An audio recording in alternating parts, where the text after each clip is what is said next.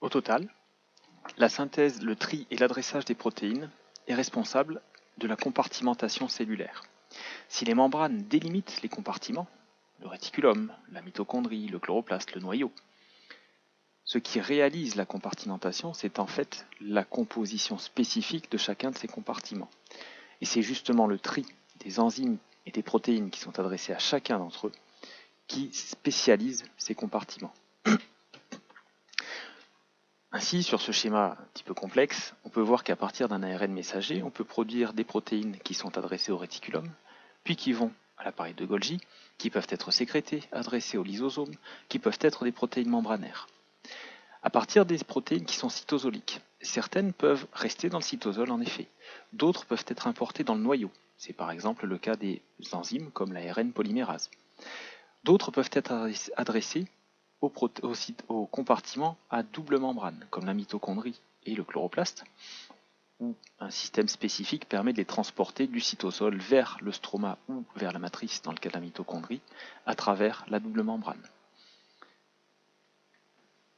Le tri qui est effectué se fait globalement selon le principe expliqué à propos du peptide signal et du système SRP. C'est la protéine elle-même qui porte sa propre étiquette d'adressage. En quoi cette compartimentation est-elle importante? Elle assure la spécialisation des compartiments. Or, plus un compartiment est spécialisé, plus il sera efficace. En effet, on trouve dans ces compartiments spécialisés des enzymes et des réactifs qui sont concentrés à l'intérieur des membranes.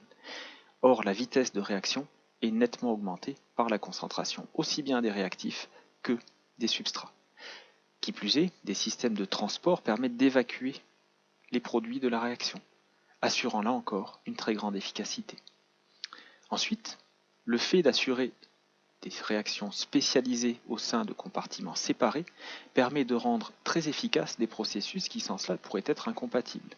Ainsi, le cytosol peut assurer une synthèse efficace des protéines sans être perturbé par le lysosome qui lui assure la dégradation des protéines.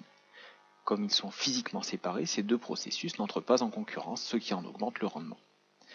Enfin, comme nous l'avons vu dans le cas du macrophage, cette compartimentation assure une protection de la cellule et de l'organisme. Par exemple, les enzymes hydrolytiques contenues dans le lysosome ne fonctionnent qu'à un pH acide qui n'existe qu'au sein du lysosome en cours d'activité.